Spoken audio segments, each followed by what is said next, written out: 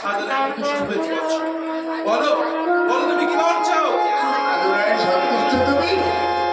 তুমি মনে আশা করি এই সামনের মতো হয়েছ, আপনি তুমি আশা করলে তুমি এসেছ, তুমি যাও তোমার যাও, মনের মতো ভালো করে বলো, আমি চাই তোমার কাছে নহিব অমরত্ব বল। অমরত্ব বল শুধু দেবতাদের প্রাপ্য। দেবতা দেবতা কোন দেবতা এই কথা তুমি বলছো? দেবতা দেবতা অসুর হলে সমস্ত করিলে মন্থন, যত মৃত দেবতারা করিলে পাপ, আর যা ছিল হলাহল তোমার জন্য করিলে উত্থান, হলাহল করিবার শুনি ধারণ করেছ, এরপর তোমার দেবতাদের মধ্যে এত মায়া এত দয়া। বড় বড় যা চিঙ্গা অকাল আমি চাই তোমার কাছে অমরত্ব বল। তবে শুনে বিচার তোমায় আমি অমরত্ব বলের পরিবর্তে দিলাম দক্ষিণ দহনের শত হস্তির বল।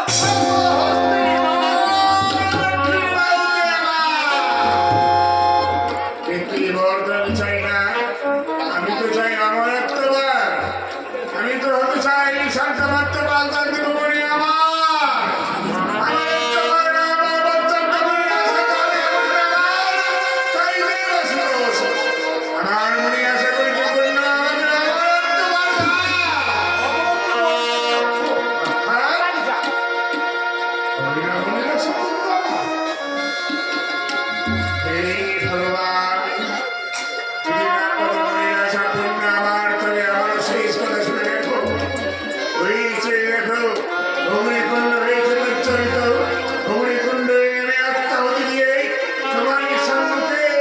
ভগবানের নামে কলম করে বল করবো, সবাই দেখবে ভগবানের সম্মুখে মনের আশায় নাই করে বলতে ভক্ত রয়েছে।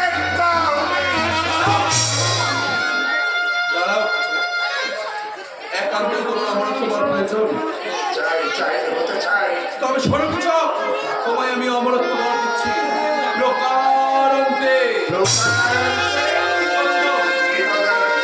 তোমার সামনে অর্থ কোন দেবতার ঔরসে, কোন মানবীর গর্ভে যদি কোনো মহাপুরুষ জন্মগ্রহণ করে, সেই মহাপুরুষ যদি তখন নারীদের ধারণ করে, সেই নারীবেশ পুরুষের সঙ্গে যদি হও তুমি আকৃষ্ট, সেই নারীবেশ তোমার দক্ষিণ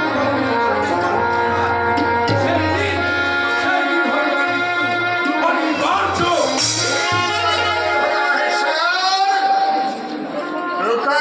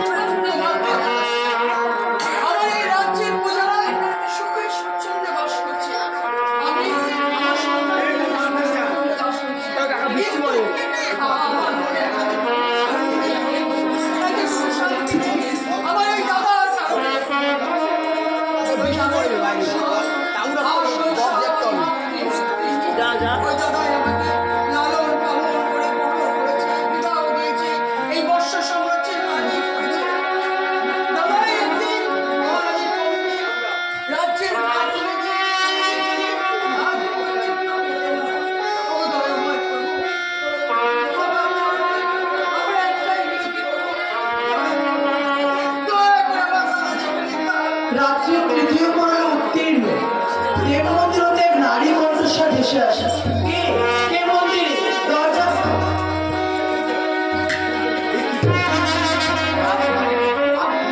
এত রাত্রি পূজার মন্দিরে আমি প্রতিদিনই এই সময় আমি প্রভুর মন্দিরে আসি। প্রভুর চরণে পুষ্পাঞ্জলি দিয়ে আমি কিসের কারণে আমার দাদা হচ্ছে না। আজ 10 বছর হয়ে গেল দাদা কাছে তপস্যা করতে। আজ তাই তো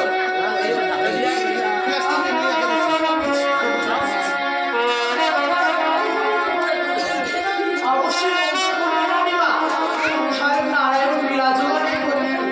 তিনি যে কোনো ভক্তের দুঃখ কষ্ট দেখতে পারেন না রানীমা, তিনি যে সকল ভক্তের দুঃখ কষ্ট মোচন করেন। সত্য তাই রানীমা আর বিলম্ব নয় রানীমা, আপনি সেই নারায়ণের চরণে পুষ্পাঞ্জলি দিন। আর আমরা একটা আরাধনা করব।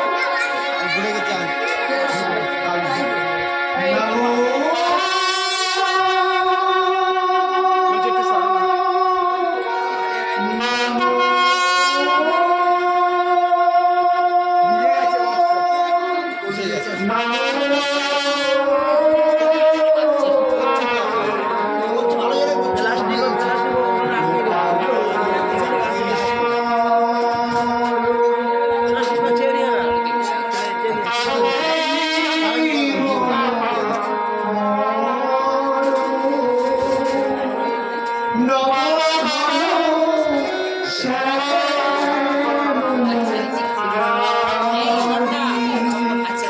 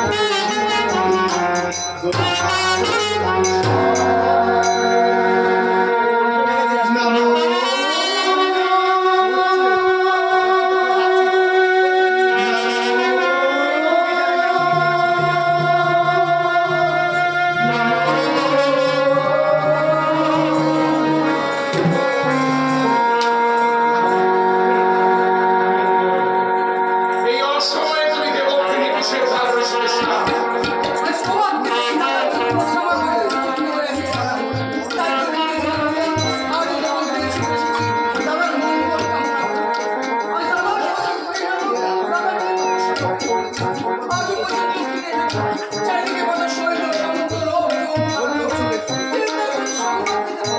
সত্য রানী সত্য দেখতে দেখতে অতিক্রান্ত হয়েছে দীর্ঘ 12 বৎসর তোমার দাদা গিয়েছে ওই নৈমিক সারণ্যে সাধনায় করিতে শিক্ষা এই দীর্ঘ 12 বৎসরে চতুর্দিকে শৈল সামন্ত প্রদান করেছে কিন্তু কেউই তোমার দাদার কোনো সন্ধান করতে পারেনি।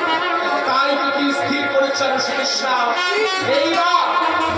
এইবার পুনরায় শৈল সামন্ত করে প্রস্তুত পুষ্পাক্রান্ত সজ্জিত আমি নিজে বর্তমান ওই নৈমিক সারণ্যে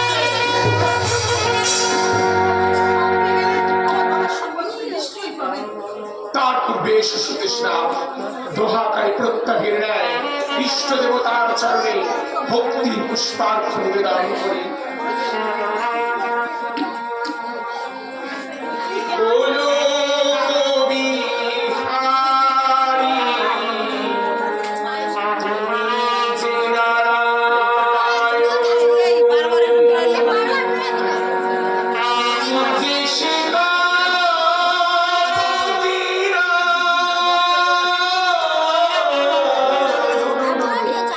জননী জননী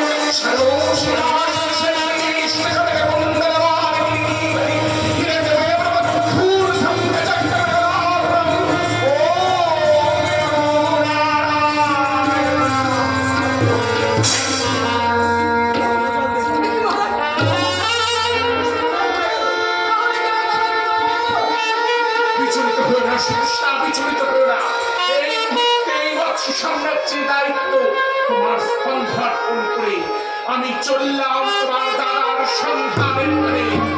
ওই নৈমিষ সারণ্যে।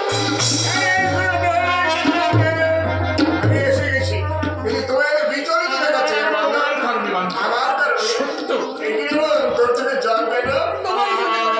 আমার জন্যে? হ্যাঁ, দীর্ঘ আলু বছর আমি ছিলাম রাজত্বের মধ্যে, তাই না? জল পেল? কত সময় ক্লান্ত আমি দেবতার জন্য অন্নপ্রদান করে এলাম। শাস্ত্র রন্ধন করে তুমি ঘরের রাজত্ব করবে।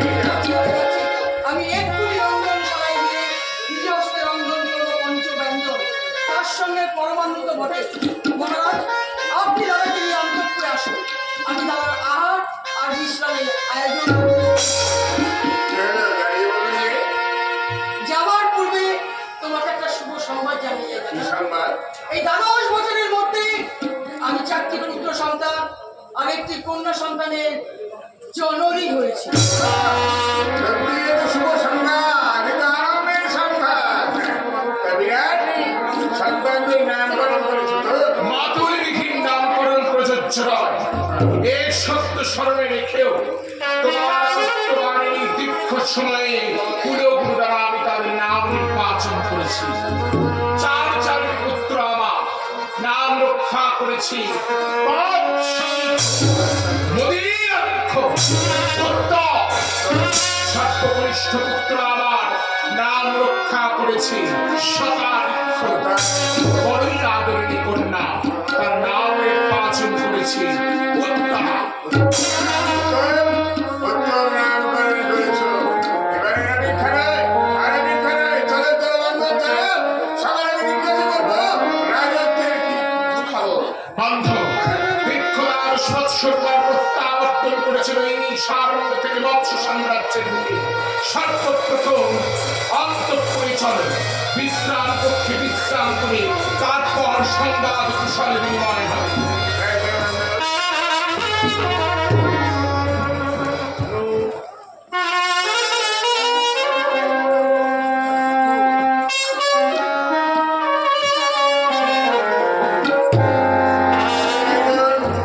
রাজ্যের সংবাদ বলো। রাজ্যের সংবাদ কুশলেই রয়েছে বান্ধব, কিন্তু তোমার অবর্তমানের এই দীর্ঘ সময়ে ওই কৌরবেরা, আমার নজর চোখে উড়ে কিছু ভেঙো, চোর হরণ করেছে। গৌরবরা, দুর্যোধন দুঃশাসন আদি মৎস্যনগর আক্রমণ করেছিল। তার মধ্যে কিছু সৈন্য হরণ করে নিয়ে গেছে। আর আমি খেলায় ডিস্টার্ব হয়ে পড়ে সবার আগে আমি ছুটে যাবো।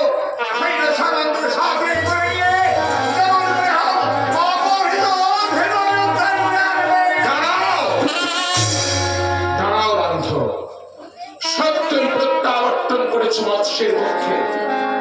পল্লপ্রভাতে কর্ত্রে মন্ত্রণা, কক্ষে করি মন্ত্রণা, বায়স মুখে করব মন্ত্রণা, তার বল আক্রমণ করব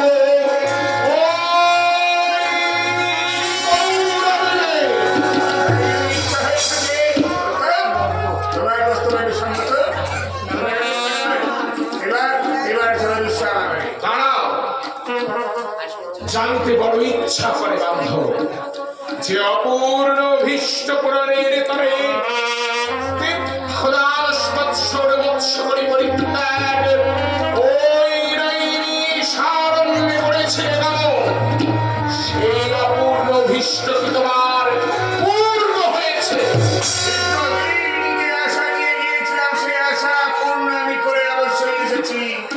মনির আশা হয়েছে পূর্ণ আমার। জানবি আর একের পর এক কতদিন ধরে আমি আঘাত করলাম, তোমাকে আমাকে সাহস দিলে না। অবশ্যই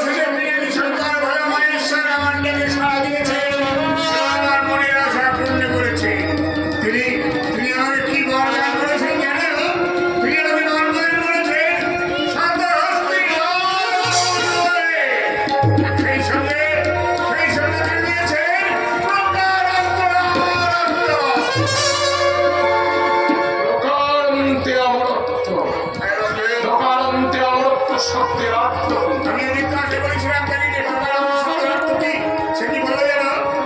তিনি বললেন অনেক মানবী গর্বে দেবতাদের ঔরসে যদি হয় ওই মহামানবের জন্ম, আর সেই মহামানব যদি নারী মেয়ে ধারণ করে আমার সম্মুখে আসে, আমি যদি তার উপরে আকৃষ্ট হই, তার কি হবে আমার মৃত্যু? যদিও দৈববান কিন্তু বড়ই নিশ্চয় এই জগৎ সংসারের বুকে এমন কোন পুরুষ নেই যে নারী বেশ করতে ধারণ। অতএব তুমি অমর, তুমি অজেয়, তুমি অমর্থ।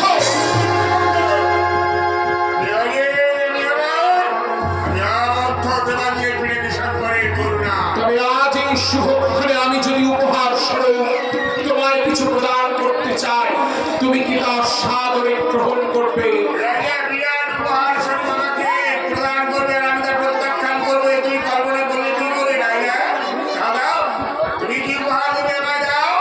তবে শোনো বান্ধব, আজ থেকে সুবিশাল এই মৎস্য সাম্রাজ্যে সৈন্যাবর্তের মহান দায়িত্ব অর্পণ করলাম আমার স্কন্ধে।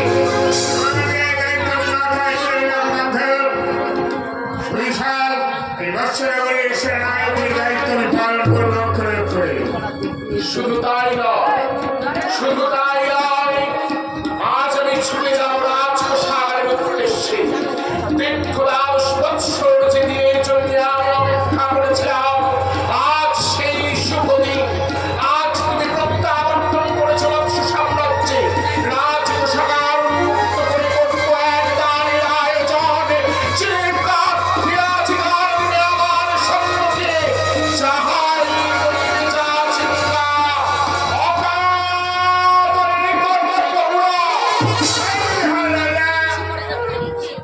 তাহলে সবার আগে সর্বপ্রথম আজ আমি তোমার কাছে প্রার্থী হয়ে দাঁড়িয়ে আছি।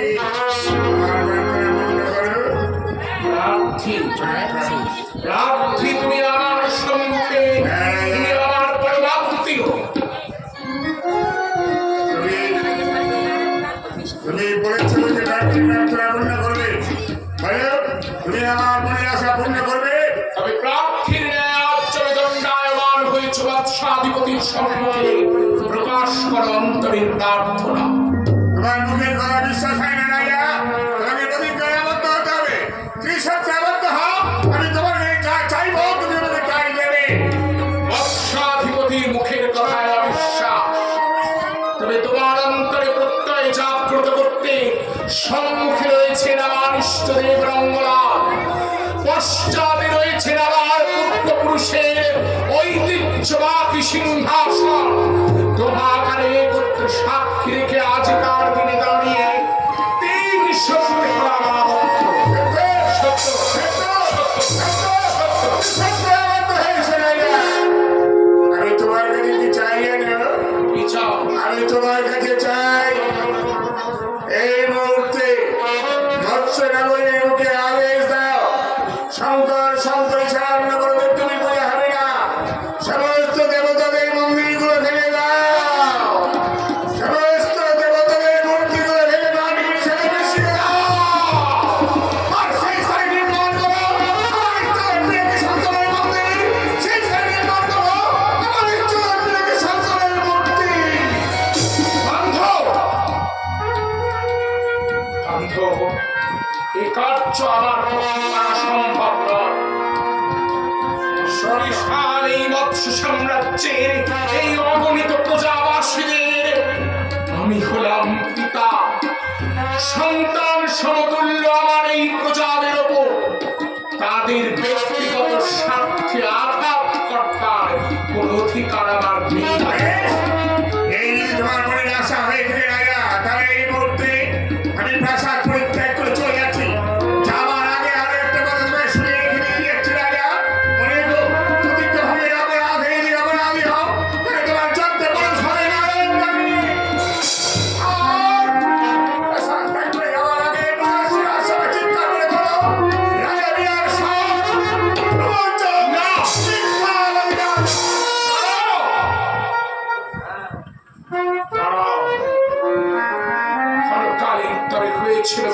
করুন। প্রতিজ্ঞা করে প্রতিজ্ঞা ভঙ্গের অপরাধে ক্ষত্রিয় রাজপুরুষের চতুর্দশ পুরুষ হয় নরকগামী। কিন্তু বান্ধব, এই কথাও সত্য, রাজা নিয়ে প্রজা নয়, প্রজা নিয়ে রাজা। তবেও ভুলে যেও না, আমিও মনের আশা পূর্ণ করবার জন্য কত দেবদেবীকে আহ্বান করেছিলাম, কিন্তু কেউ আমার থেকে সাড়া দেয়নি।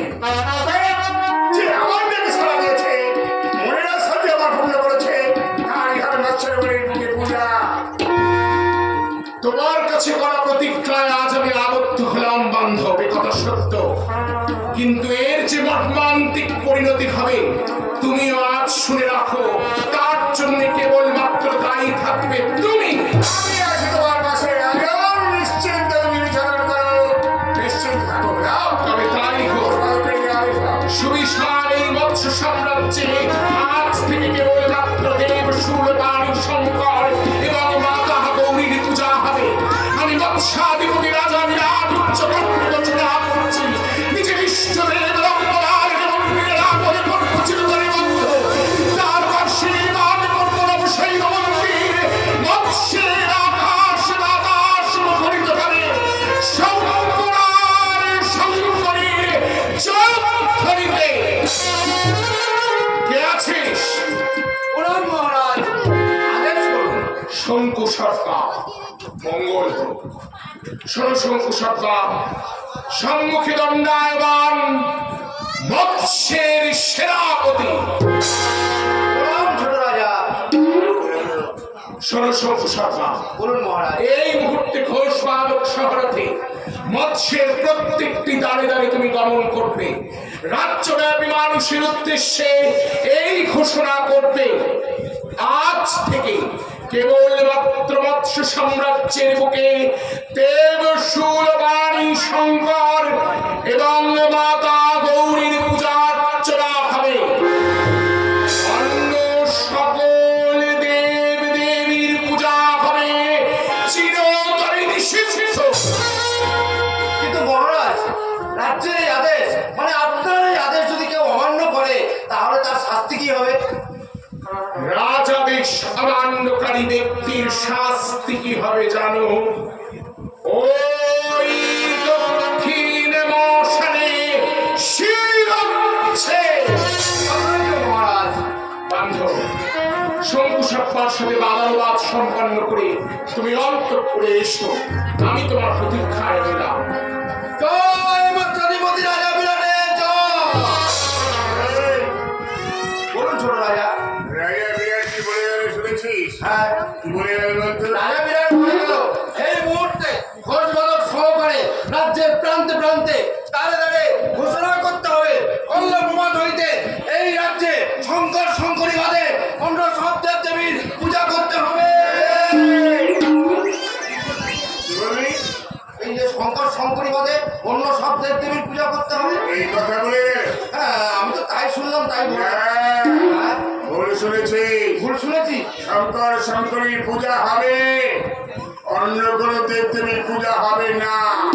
হ্যাঁ, তাই হবে ছোট রাজা। আমি ভুল ভুল বলে বলেছি। আর যে অন্য কোনো দেব দেবীর পূজা করবে হ্যাঁ, তার শাস্তি হবে প্রাণদণ্ড। তাই হবে। এই কথা বুঝে আমি না। এখনই যাচ্ছি, এই মৎস্য সাম্রাজ্যের দ্বারে দ্বারে প্রান্তে প্রান্তে আমি ঘোষণা করছি, শোনো শোনো শোনো, মৎস্য সাম্রাজ্যের প্রজাবাসীগণ, কল্লপ্রপাত হইতে এই রাজ্যে সমস্ত দেব দেবীর পূজা নিষিদ্ধ, একমাত্র শঙ্কর শঙ্করীর পূজা করতে হবে। কি বুঝলি না গা? বলছিলাম ছোট রাজা, আমার একটা কথা ছিল। বল কি কথা? বলছি কথাটা কি আমি ভয়ে বলবো না নির্ভয়ে বলবো? নির্ভয় বল। ভয়ে বলবো। হ্যাঁ বল। তো বলছিলাম ছোট রাজা, এই রাজ্যের এই আদেশ, মানে রাজার এই আদেশ রাজ্যবাসী সবাই শুনলেও একজন কিন্তু শুনবে না। কি সে? ওই একজন মানে আমার এই ঘরে যে আছে। কি তোর ঘরে আছে? আরে আমার ঘরে যে আছে, কে আছে তোর ঘরে? আরে বলছি না আমার ঘরে যে আছে, কে আছে তোর ঘরে? আমার ঘরে বউ আছে না। কেন শুনবে না কেন? আগে না সে শুনবে না। কেন শুনবে না? আরে কারণ সে তো নিয়মিত করে, কি করে? নিয়মিত ঘটা করে করে।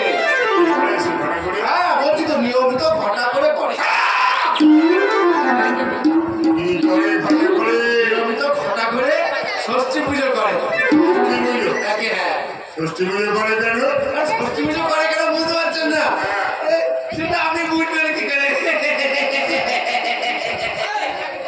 আর ষষ্ঠী পুজো করলে কি হচ্ছে তা আপনি জানবেন কি করে? মানে আপনার তো হয়নি, মানে আপনার তো হয়নি, মানে আপনার তো বিয়ে দেওয়া হয়নি, তাই আপনি জানলেন না। কেন করবো ষষ্ঠী পুজো করে বল? আরে ষষ্ঠী পুজো করে বলো না, ষষ্ঠী পুজো করে এই যে দেখছেন না, এই যে সব বসে আছে, এই যে সব বসে আছে, এই যে সব বসে আছে। আরে ষষ্ঠী পুজো করে তো পুষ্টি বাড়ে। আরে সন্তান সন্ততির জন্য তোর বউ ষষ্ঠী পুজো করে। আগে হ্যাঁ রাজা, তা কতদিন ঘরে তোর পুজো করে? কেন আমি যতদিন বিয়ে করেছি তখন থেকেই আমার কিন্তু ষষ্ঠী পুজো করে। কিভাবে করে? কিভাবে করে?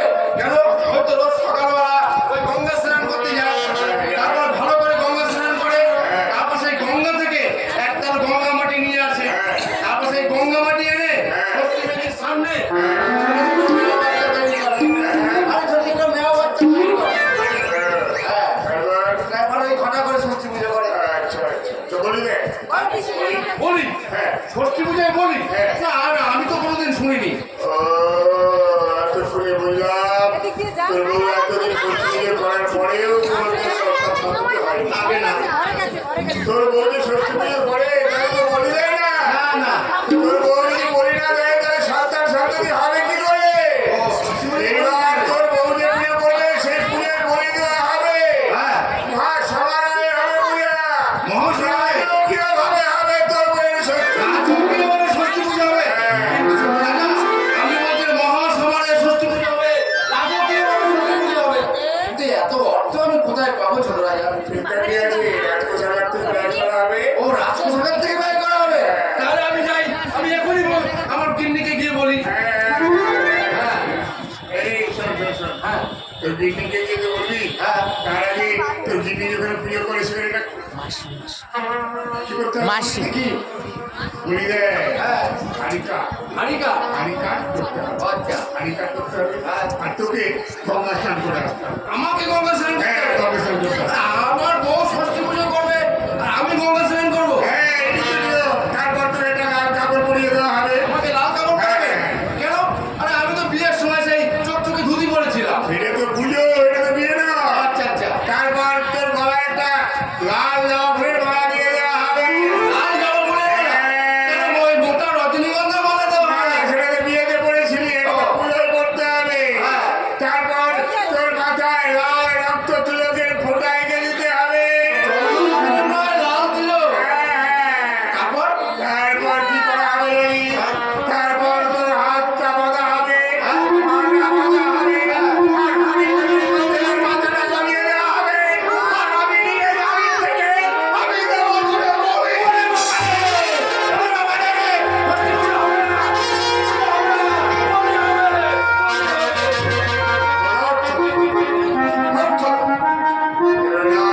আমি নিয়ে যাবো, আমি নিয়ে যাবো, বাচ্চা স্থাপন করবো।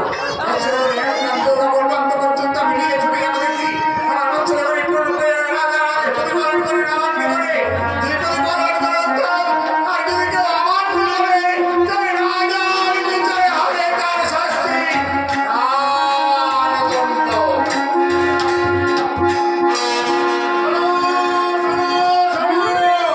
অষ্টনগরের প্রজাবাসীগণ, মন দিয়ে শোনো। কল্লপ্রবাদ হইতে এই রাজ্যে সমস্ত দেবদেবীর পূজা নিষিদ্ধ, একমাত্র শঙ্কর শঙ্করীর পূজা করতে হবে। কিন্তু এত বড় রাজ্য, এই মৎস্যনগরীর এত বড় রাজ্যে তাদের তাদের প্রান্তে প্রান্তে আমি যদি সবাইকে এই কথা শোনাই তাহলে আমিও তো দম বেরিয়ে যাবে। আমি কি করে কি করব? আমি কি একা একা করবো? ওই বেটা গোবর দিন রাত খাটছে দাচ্ছে, রাজন্য ধ্বংস করছে। আমি ওই বেটাকে ডাকবো, ওই বেটাকে সঙ্গে নিয়ে আমি রাজ্যের প্রান্তে প্রান্তে যাবো। আমি ওই বেটাকেই ডাকি, গোবর, এই বেটা গোবর,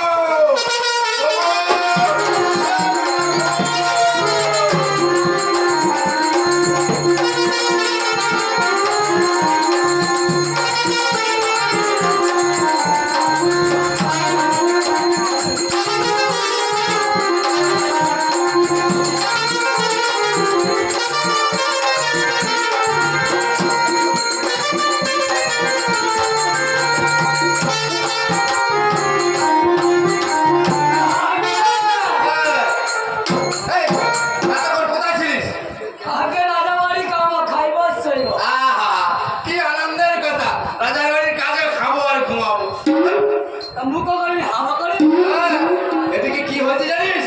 ঘুরেছি যা আরে ছোট রাজা ফিরে এসেছে। এই যা এই ছোট রাজা মরে গেল আমি কি বললাম আর কি শুনলো? আর আমি বলছি ছোট রাজা ফিরে এসেছে, মরে যায়নি। তোমরা করে বিবাহ হাওয়া করবি আর ছোট রাজা সাধনার সিদ্ধি লাভ করে ফিরে এসেছে। ও সে সাধনা সেদ্ধ হয়েছে কাকে আমি বোঝাবো? আরে সাধনায় সেদ্ধ হয়নি, সেদ্ধ হয়নি। সাধনায় সিদ্ধি লাভ করে দেবতার আশীর্বাদ নিয়ে রাজ্যে ফিরে এসেছে। সে মনে হচ্ছে সে খায় না গাছে না খেয়ে আরে আশীর্বাদ, আশীর্বাদ মানে দেবতার আশীর্বাদ পেয়ে দেবতাকে তুষ্ট করে বর নিয়ে চলে এসেছে। ও এমনিতে বুঝেছি হ্যাঁ।